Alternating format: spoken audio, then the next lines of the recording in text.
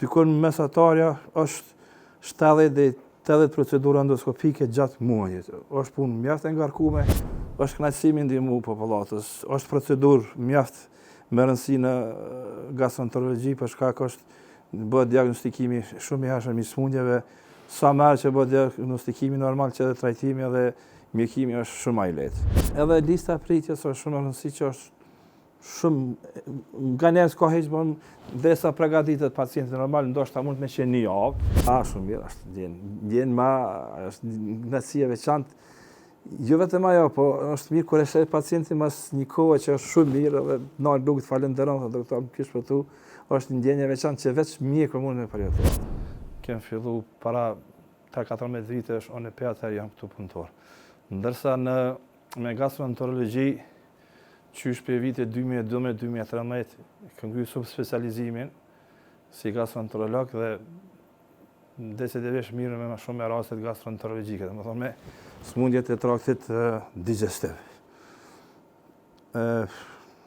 Pranë reportit të internës ekziston edhe kabineti endoskopik, domethënë që ka 2012-2013 punojmë në kapacitet plot procedurat endoskopike të traktit digestiv, domethënë ekzaminimet e traktit të sipërm digestiv, gastroskopia dhe traktit të poshtëm kolonoskopia.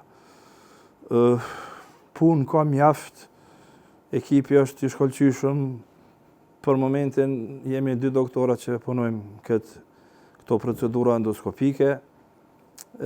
Dykon mesatarja është 70 deri 80 procedura endoskopike gjatë muajit. Është punë mjaft e ngarkuar, mirë po punojna me zell që mundohemi të qenë sinqert me pacienta për më ndihmu aq sa kena mundësi. Besoj që mirë, po e arina mirë me pacienta ndam të kënaqem. Tash normalisht është punë e vështirë, punë në përgjithësi, po në përgjithësi është puna të jetë mirë. Dykon me thonë mesatarja e vitit është mesatarja 800-900 procedura endoskopike, ka mjaft punë. Kur të bëj punën me vullnet, lodh me ka pak, po është kënaqësi me ndihmu popullatës, është procedurë mjaft me rëndësi në gastroenterologji për shkak është bëhet diagnostikimi shumë i hershëm i smundjeve, sa merr që bëhet diagnostikimi normal që edhe trajtimi edhe mjekimi është shumë më i lehtë. Kto zakonisht ekzaminohet trakti digestiv, trakti trec, duke filluar në prej gojës, kapërcallit, lukthit, zorët e holla, zorët dumet gishtore dhe ekzaminimet kolonoskopisë që është ekzaminimi i zorës së trash. Domethënë të gjitha smundjet që takojnë prej ezofagut, prej kapërcallit, lukthit, zorës dumet gishtore bëhet diagnostikimi i këto. Gjithashtu edhe diagnostikimi i zorës së trash, domethënë vetëm kolonoskopia. Këto më shumë bëhen diagnostikimi që me diçka më tutje trajtimi. Se në endoskopi ka dhe raste intervente, po për momentin ato nuk kryen të ne përveç diagnostikimit. Domethënë diagnoza e organeve trece të organizmit.